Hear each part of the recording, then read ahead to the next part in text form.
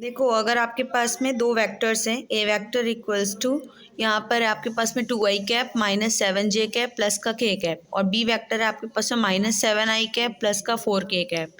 तो आपको अगर इसका स्केलर प्रोडक्ट निकालने के लिए बोला है या फिर इसका ये डॉट प्रोडक्ट निकालने के लिए बोला हो, या हिंदी में हम कहते हैं इसको अदिश गुणा निकालने के लिए बोला हो, ठीक है, तो आपका ए वेक्टर डॉट बी वेक्टर करना हो तो हम लोग सीधा सीधा यहाँ पर ए वेक्टर लिख लेंगे, डॉट प्रोडक्ट लगाएंगे और यहाँ पे बी वेक्टर लिख लेंगे।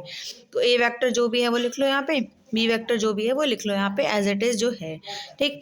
अब फिर इसकी मल्टीप्लाई करेंगे हम, जैसे यहाँ पर हमने लिख लिया 2i कैप माइनस का 7j कैप और प्लस का k कैप।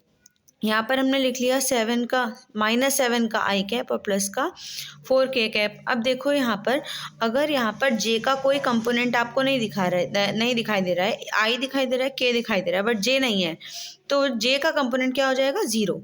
अब देखो हम डॉट प्रोडक्ट करने जा रहे हैं, डॉट प्रोडक्ट में सीधा सीधा मल्टीप्लाई हो जाती है i के कंपोनेंट 2 की मल्टीप्लाई, यहाँ पर i के कंपोनेंट माइनस 7 से कर दो, तो 2 का माइनस 7 से मल्टीप्लाई करेगा तो आएगा माइनस का 14। ऐसे यहाँ पर j का कंपोनेंट है माइनस 7, लेकिन इसमें तो j का कंपोनेंट नहीं है तो वो होगा 0, तो 0 की मल्टीप्लाई कर दो माइनस 7 से तो ये हो जाएगा 0, ठीक। प्लस अब यहाँ पर k का कंपोनेंट कुछ नहीं है तो क्या है, 1 है, और यहाँ पर कितना है, 4 है, तो 1 और 4 की मल्टीप्लाई कर दो, कितना हो जाएगा, 4।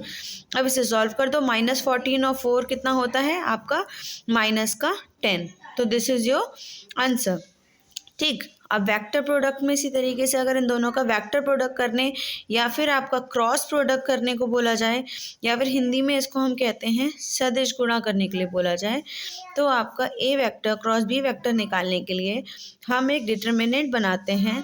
ध्यान से समझना इसको, कितना भी समझाने के बाद आप लोग फिर गलती करते हैं। i cap j cap k cap लिख लो, दूसरी रो में हम ए वेक्टर के जो कंपोनेंट्स हैं उनको लिख लेंगे, जैसे 2 है, माइनस 7 है और 1 है, 2 है, माइनस 7 है और 1 है। फिर यहाँ पर देखो बी वेक्टर के कंपोनेंट्स लिखेंगे यहाँ पे, तो आई कैप का कंपोनेंट क्या है, माइनस 7, तो यहाँ पे माइनस 7। जे का कंपोनेंट क्या है, यहाँ पे नहीं है तो क्या होगा, 0। फिर के का कंपोनेंट क्या है, 4 है। तो इस तरीके से है। अब यहाँ पर आप आई कैप को बाहर लिखो ब्रैकेट में, आई कैप को जब बाहर लिखा तो इसके सामने वाली कॉलम और इसके सामने वाली रो को छोड़ करके हम इन 4 डिजिट्स की क्रॉस मल्टीप्लाई करेंगे।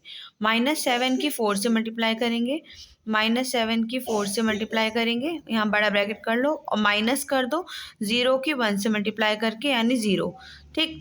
फिर बाहर माइनस जे लिखो और अंदर ब्रैकेट लगा दो। अब देखिए क्या करेंगे, जे को जब लिखेंगे तो इसका सामने वाले कॉलम और इसके सामने वाली रो को छोड़ दो, बाकी बचे ये 4 नंबर, इनकी क्रॉस मल्टीप्लाई कर दो। तो 2 की 4 से मल्टीप्लाई करो, 2 की 4 से मल्टीप्लाई करो, उसमें से माइनस करो क्या क्या, माइनस 7 और 1 की, ठीक है, माइनस 7 और 1 की मल्टीप्लाई।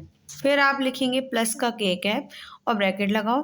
अब k के सामने वाले कॉलम और k के सामने वाली रो को छोड़ दो, इन 4 नंबर्स की क्रॉस मल्टीप्लाई करेंगे। 2 की 0 से, 2 का 0 से मल्टीप्लाई किया तो 0, माइनस 7 की मल्टीप्लाई करेंगे तो माइनस 7 की मल्टीप्लाई करके, मैंने अभी मल्टीप्लाई नहीं किया, लिखा है बस। अब हम मल्टीप्लाई करेंगे, देखो आई कैप माइनस 7 की 4 से करो तो आ जाएगा ये माइनस का 28, ब्रैकेट में लिखो क्योंकि ये आई में से माइनस नहीं करना है बल्कि मल्टीप्लाई में है।